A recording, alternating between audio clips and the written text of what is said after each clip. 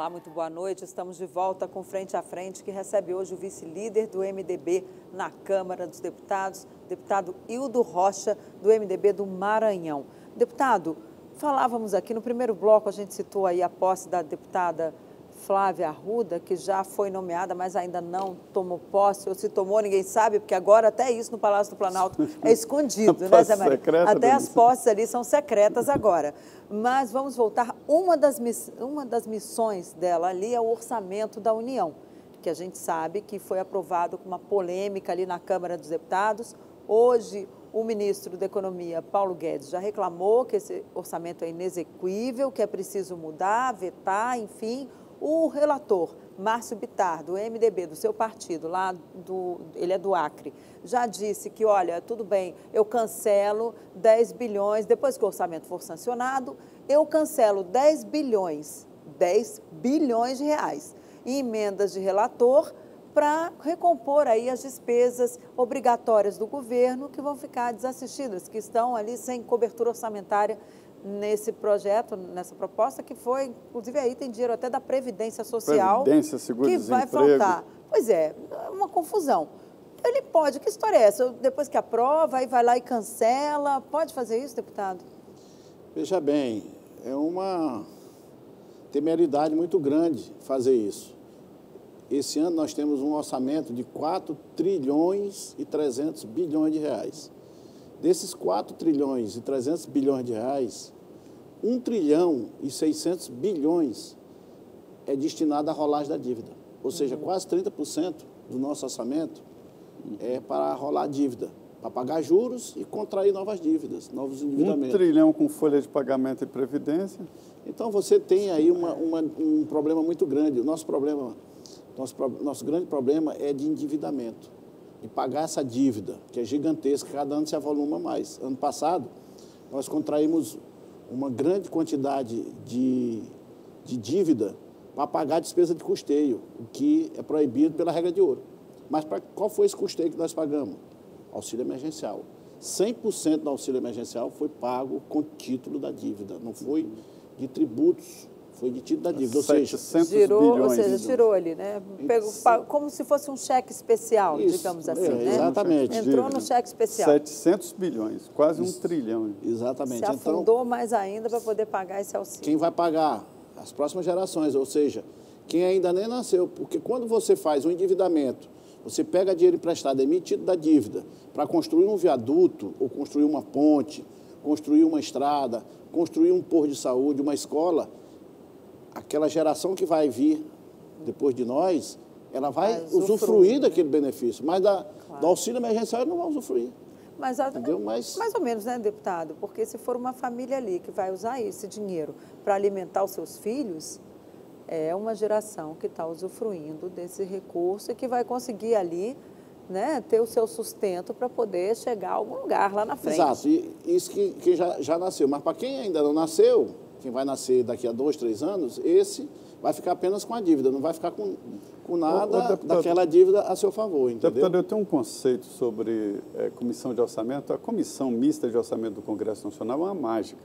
Se houver uma reunião marcada para o dia 25 de dezembro de madrugada, tem quórum, está cheia de assessores, lobistas, então, assim, não sei porquê, até hoje eu não descobri porquê. E o buraco no orçamento sempre aumenta, né? Com as reuniões de madrugada. Não sei porque a comissão de orçamento é tão perseguida assim. Mas o que eu quero dizer é que não há erro em comissão de orçamento. Esquece, não há erro, não há descuido. Há um objetivo e isso é pragmático. Daí, eu acredito que dificilmente haverá mudança ou desvotar o orçamento da União. Não, isso não tem condições. Eu acredito que o governo vai vetar parte desse orçamento. Vetando parte desse orçamento, depois ele pode mandar um PLN para o Congresso Nacional, recompondo algumas partes que ele vetou, para redistribuindo esse recurso de fato. Dentro desse orçamento há uma diferença de 30 bilhões de reais, porque parte dele foi uma diminuição na despesa, porque a despesa ela não é estimulada. Muito alta. A despesa já é determinada, é diferente da receita. Então, no momento que a despesa foi diminuída para não ferir o teto, porque por que diminui a despesa de previdência, como você falou? Para não furar o teto. para que desse espaço, desse folga, para que você pegasse aquela diferença da despesa da Previdência e jogasse em outra programação. Mas aí jogou nas emendas dos deputados e senadores, né? Não é nas emendas de deputados e senadores. Pelo menos foi o que o governo disse. Na emenda de relator, que só o relator pode dizer para onde vai e quem são os beneficiados, qual os municípios beneficiados, qual o estado beneficiado. É uma emenda genérica. Ela é genérica, assim. De fato ela é genérica. Não se trata daquelas emendas que são impositivas de deputados e senadores, até porque essa já vem no orçamento, já vem na peça orçamentária mandada pelo E esse aí é um governo. papagaio que está rodando em 26 bilhões de reais. Daí Eu que soube já tira. que hoje o ministro da Economia, Paulo Guedes, foi no Palácio, teve uma conversa muito pesada com o presidente Bolsonaro e disse, se o senhor assinar esse orçamento, o senhor vai ser caçado por crime pedalada, de responsabilidade. É uma pedalada. Agora, o mais interessante... Foi um alerta pesado e direto. Foi. Eu acredito que ele tenha amedrontado, inclusive, o presidente. Com isso que ele disse. Lógico que o presidente está com medo de... Mas não foi uma armadilha para o presidente? Não foi armadilha. O governo acompanhou isso aí. O próprio governo é isso que acompanhou. O relator fala, né? O governo acompanhou. E o governo está lá presente todo o tempo na tramitação do orçamento, porque ele teve a oportunidade de mudar isso no relatório preliminar. Antes de ser votado o relatório final, tem um relatório preliminar. Isso já estava no relatório preliminar. Aí depois veio o relatório final, que foi aprovado na Comissão Mista de Orçamento, depois teve tempo de mudar. Podia ter feito destaque de plenário no Congresso Nacional, com o presidente do Congresso Nacional, aliado do presidente da República, com a maioria dos líderes de partido, tanto da Câmara como do Senado, a favor do presidente, poderia ter sido mudado. O problema é que o governo está cochilando. O governo cochila, não sei se cochila porque não consegue compreender, não tem raciocínio rápido, não consegue acompanhar, tem dificuldade de acompanhar raciocínio, de acompanhar as movimentações, ou é porque é de maldade mesmo. Ou confiou ali no Arthur Lira e no Rodrigo Pacheco, que não, se tiver alguma coisa errada, não, eles mas vão não, salvar? o presidente do Congresso, na verdade, no Congresso, o presidente da Câmara quase não faz nada, né? Mas o presidente do Congresso é quem mais faz. Mas, mesmo assim, o presidente do Congresso, ele não tem conhecimento dessas manobras que são feitas ali dentro. Quem poderia ter acesso seria a própria ministra Flávia Arruda, que foi a presidente da Comissão Mista de Orçamento. Mas, inclusive, a maior parte dos integrantes da Comissão Mista de Orçamento, que aprovou inicialmente a matéria, o PLN 28, que é o PLN 28, é aliado do governo. Então, ninguém falou nada, nenhum aliado do governo. A liderança do governo tem líder do Congresso, tem líder de Senado, tem líder de Câmara, tem um líder dos partidos, tem o próprio governo lá, o Ministério da Economia tem cadeira lá cativa, lá acompanhando tudo isso. Por que não disseram nada? Pois Vou dizer agora. E agora ficou a dificuldade, é uma dificuldade mesmo para o governo, né? Como o senhor diz, ele vai vetar partes importantes do orçamento. Olha, se o Congresso existisse por um motivo, esse motivo seria a aprovação do orçamento da União. Exatamente, a matéria mais importante do Congresso Nacional, nos Estados Unidos e nos demais países democráticos, é justamente a lei orçamentária. Mas no Brasil não se dá muita importância a isso. Tu vê esse cochilo do governo, é sinal de que não dá muita importância. Aí fica remendando, fica depois mandando vários PLN, o que cria uma instabilidade muito grande. Porque quem é analista de orçamento e que faz análise de mercado, ele vê onde o governo vai aplicar. Você veja bem, a Lei de Diretriz Orçamentária, ela diz o seguinte, que a prioridade do governo são só duas prioridades, metas e prioridade do governo esse ano, 2021, está na LDO, a LDO que diz isso, são só duas. Uma é primeira infância, a outra, programa Casa Verde e Amarela.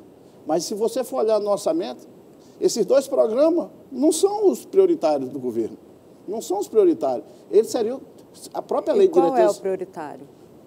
O prioritário hoje é a saúde, teria que ser, logicamente, as Forças Armadas também está sendo priorizada, porque aumentou o orçamento destinado às Forças Armadas, foi um dos orçamentos que mais aumentou, e outros Reajuste de militares, essas coisas também entrou? Não, não Ou não houve tem? aumento de... Não vai ter? Não, é mais para compra de equipamentos, tipo compra de submarino, etc. e tal. Mas o que mais deveria ter sido beneficiado nesse orçamento deveria ter sido a primeira infância e o programa habitacional Casa Verde e Amarela, porque está lá no texto. Não está nem em anexo, está no texto principal da Lei de Diretriz Orçamentária. Líder, o seu partido, o MDB, decidiu se declarar oposição, né? O deputado Baleia Rossi, ele disse que é oposição ao governo Bolsonaro, o senhor, né, está demonstrando aí que é oposição ao governo. E qual o objetivo disso? O MDB vai ter candidato em 2022, já está certo? O MDB não é aliado e nem é adversário do presidente Bolsonaro. O MDB se posiciona de forma neutra. Aquilo que for de interesse da população brasileira, o MDB está apoiando, como tem apoiado todas as... Mas a declaração do deputado Baleia Rossi... O Baleia Rossi fala em nome do partido. Quem fala em nome da bancada do MDB hoje é o deputado Isnaldo Bulhões, que é o deputado do MDB da Paraíba. Então, a bancada, que é formada por 34 deputados de diversos estados da federação, nós temos nos posicionado sempre nessa linha de apoio ao governo quando a matéria for de interesse da população e contra quando não for. O MDB vai lançar candidato à presidência? Não temos nenhuma pretensão de lançar candidato a presidente. A ideia do próprio presidente Baleia Rossi é de lançar a maior quantidade de candidatos a deputados federais e senadores. Nós queremos aumentar muito a bancada de deputados federais, porque houve uma diminuição muito grande na eleição de 2018 e queremos voltar a ser a maior bancada de deputados federais. Hoje nós temos a maior quantidade de prefeitos do Brasil, temos a maior quantidade de vice-prefeitos do Brasil, temos a maior quantidade de vereadores, são quase 8 mil vereadores eleitos nessa última eleição, e nós temos a maior quantidade de senadores. O que nós não somos o maior hoje é em quantidade de deputados federais. Deputados estaduais são a maioria também, estamos em primeiro lugar em termos de deputados estaduais, mas deputados federais diminuiu muito a bancada, e vinha diminuindo há bastante tempo. Então, a ideia do presidente Baleia Rossi é de aumentar e voltar a ser o primeiro na Câmara dos Deputados, o MDB. Mas isso, você poderia aceitar ali o Luciano Huck ou o Dória? O Dória é do PSDB, eu acredito que ele não deve sair do partido, até porque se ele realmente, lá, né? até porque se realmente ele quiser ser candidato a presidente, eu acho que ele tem espaço dentro do próprio partido. E ele já colocou também a candidatura ali, voltou a ocupar a posição ali de, olha, eu posso ser candidato à reeleição. Então ele descartava, né? Ele descartava e agora ele não descarta mais. Exatamente. Agora o senhor está falando aí que vai lançar candidatos a deputado, a senador, deputado estadual, mas o fato de ter um candidato a presidente da República e candidatos fortes a governos estaduais não ajuda também a alavancar aí essa campanha de deputados federais, estaduais? Não foi até o que aconteceu aí com o presidente Jair Bolsonaro na campanha passada, onde ele saiu arrastando uma série de candidatos?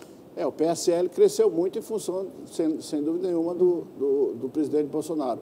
Mas você veja que ele foi o presidente mais bem votado no primeiro turno, e no segundo turno ele venceu. Mas quem fez a maior quantidade de deputados foi o PT. A maior quantidade de deputados na Câmara hoje é do PT, foi quem elegeu a maior bancada, segunda que é o PSL. Então, ajuda, logicamente que ajuda, mas não é só uma candidatura a presidente que vai ajudar, porque o PSDB também teve um bom candidato, que ficou bem colocado, mas a bancada diminuiu bastante. Nós tivemos um candidato, né, que foi o Meirelles. Como está a situação no seu estado lá? Maranhão. Quem é o candidato à presidência mais cotado? Hoje, nós fizemos uma pesquisa recente, e essa pesquisa mostra lá que o Lula tem 61% de intenção de voto. Nossa, muito, né? Muito. E em segundo lugar vem empatado com o Ciro Gomes, o Jair Bolsonaro. E para o governo? Para o governo, primeiro colocado a Rosana Sarney, com 30%. Que não quer ser candidata. Que não quer ser candidata, ela é candidata a deputada federal, para ajudar o MDB a fazer uma boa bancada no Maranhão. A intenção é dos 18, eleger pelo menos 5 deputados federais, de 4 a 5 deputados federais. nós já somos 2, né? Eu e o deputado João Marcelo, e ela seria a puxadora de voto para trazer mais um. Então, no mínimo, mais um. E nós acreditamos que ela tem algo em torno de 300 a 350 mil votos, o que ajudaria a trazer mais outro companheiro para fortalecer a bancada do MDB. Então, a ideia que o Baleia tem é mais ou menos essa, de botar em todos os estados puxadores de voto. O senhor tem estado com o senador Sarney? Muito.